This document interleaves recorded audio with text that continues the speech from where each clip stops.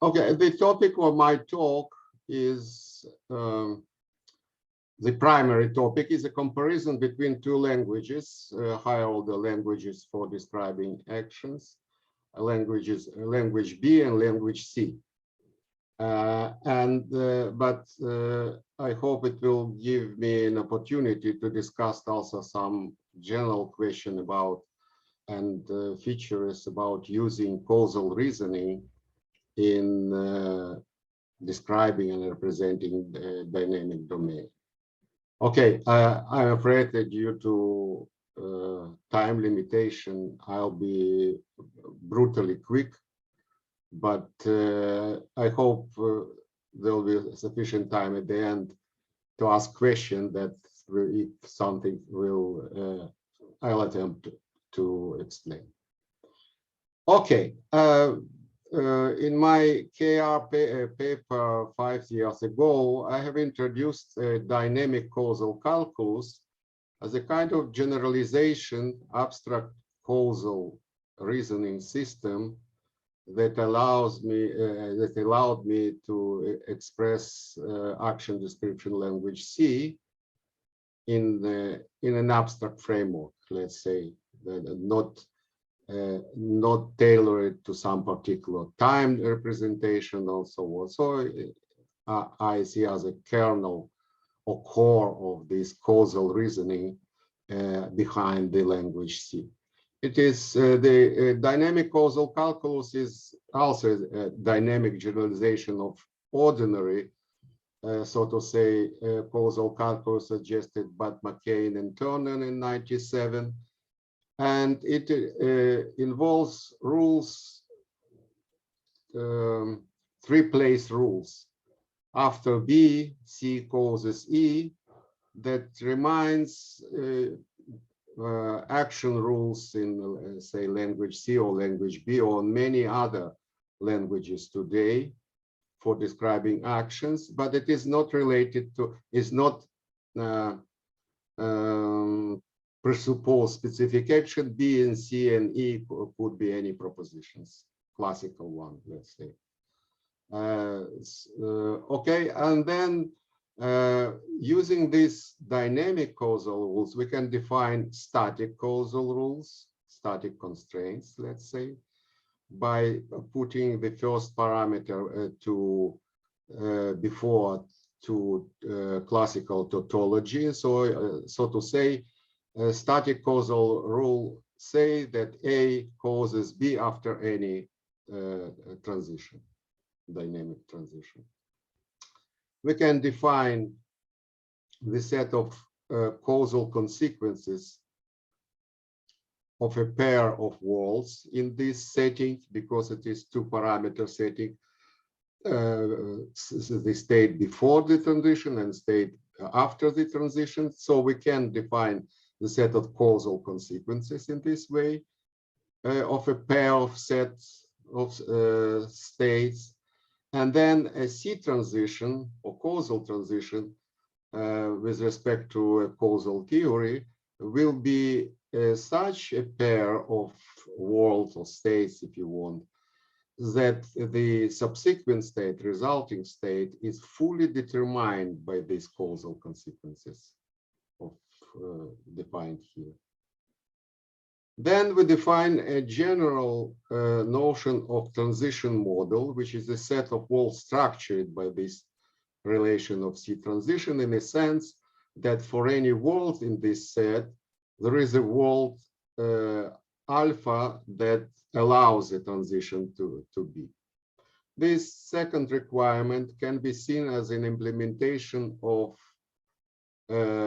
low causality, if you want. So we require that any world or any state in this transition model should be justified as a consequence or result from a previous state. Okay, it has been shown in this paper that language C can be completely described if you add to this so-called inertia principle that says that I can go in details here, But it says basically that if a literal holds in a previous moment, on a previous state, that it become a default, self-explainable in the next state, in the resulting state. This rule, more or less in this form, appears in the basic paper of, let's say, Gentile and other on causal theories. So this definition plus this principle give us a complete description, a formal representation for language C++. Okay, an abstract description. This dynamic causal inference can be formalized in this is a set postulates that determines the logic of these causal rules. Again, I can't go to details on this, but let me assure you that this is a complete axiomatization of this set of rules. And after that, it also has a formal possible semantics, possible word semantics, in which is based on three place on ternary accessibility relation.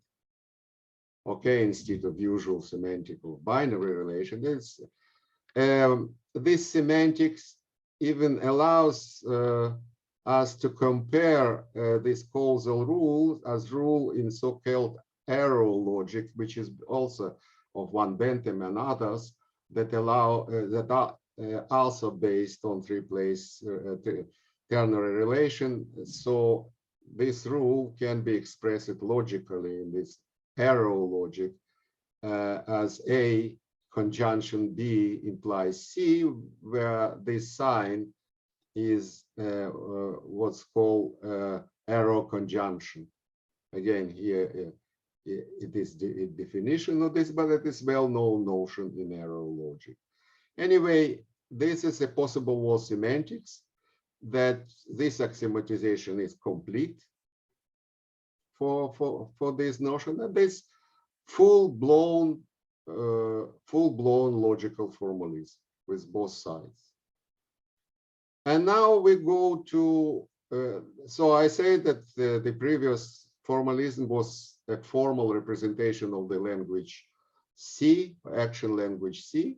And now we go to inquire about whether a similar formalization can be given to the underlying logic of the language B, of Gelfand and others and his collaborators and pupils. The difference between the two languages is a consequence of a more basic difference, in that in the language B, the principle of inertia is expressed semantically instead of syntactic representation that we have seen here. Language B doesn't have such rules, but it encodes, so to say, the inertia principle directly into the semantics. And this can be given the following definition on a most formal level. So a B transition is defined as a pair of states. B is a subsequence, resulting states. Alpha is an initial state. And a B transition occurs when B is fully determined, not only by causal consequences of the rules, but also by literals that remain to be true in the new state. This is a component that is due to inertia. All those literals that remain true after the transition become as if additional defaults that doesn't require causal explanation, and then can be used in calculating or determining the resulting states. That's the difference. And again, I compared this with this simple definition, and that's why this definition already incorporates the inertia principle in this part of it. Okay, then we have the same principle of B transition model, the requirement of causality, that any state is a result of some transition, of some B transition, let's say. That's the requirement. It can be, here the description is syntactic description of this transition on the level of literals, essentially. It can be described in this way. And then the basic result that I have in this talk, in this study, is modulo the inertia principle. These two semantics are essentially equivalent. In other words, if you take a causal theory of this kind that you have seen above and add inertia principles, then basically a B transition will be equal to C transition of causal theory coupled with inertia axioms. So you have full coincidence. As you may know, if you are familiar with this topic, this is not what actually happened, because languages are different. Languages C and B are different.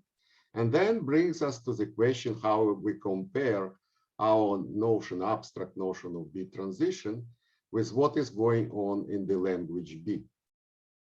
Okay, language B contains static laws of this form, L, small l, if L, capital L, that capital L is a set of literals and L, small l, the literal. This is a static rule.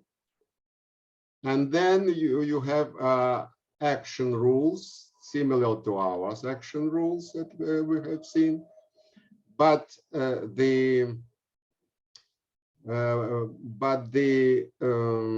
transition is defined somewhat differently. It defines as a logical closure with respect to static rule. This rule are viewed as plain logical rules. And then you have the same basis, but you close it with respect to this static rule only. That is a construction, semantic construction of the language B. It is extended to language AL and so on, but the basis remains the same. This basis remains the same. What it results to that I can show that any admissible transition in this language will be also a transition in our sense, in the sense of this paper, but not vice versa. There will be transition in our sense, B transitions that cannot be obtained in this way in the language B. So there is a discrepancy. And this brings me to what is the source of these discrepancies and why they have been created. Chang and Lin has suggested a very relatively simple example. We show where it doesn't hold our correspondence. This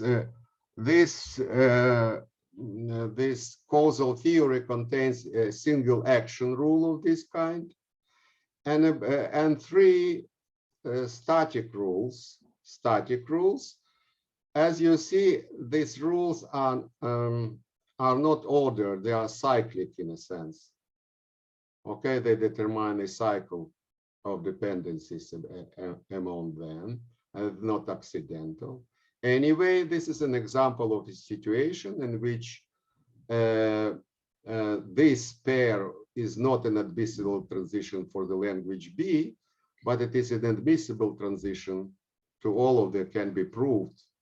F1, F2, F3 can be proved from this rule in our system.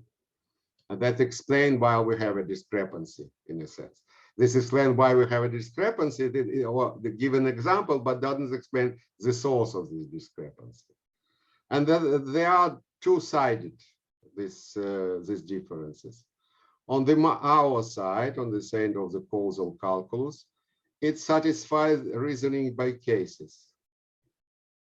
Usual rule of reasoning, if C causes E and D causes E for static rules, then C or D causes D, reasoning by cases. This rule is invalid in language B. And because of this is one source of difference, but there is also a more profound difference in that static rules in language B are viewed as plain logical rules. And this is not accidental. For example, they allow if L, then L. That doesn't spoil these rules because the construction freely admit reflexivity of this rule, logical property. In causal calculus and language C, this reflexivity doesn't hold, this causal rule. Literal doesn't always causes itself. Okay, that is the difference of causal reasoning for ordinary logical reasoning, reflexivity. But there are reasons why this happens in the language B. Primarily because that's at least on my diagnosis of this situation. It is because in the language B, the authors have attempted to mix and combine two kinds of reasoning: logical reasoning in the form of static rules and causal reasoning in the form of dynamic rules. Let's say both, and this is not helpful. That's what my view on this.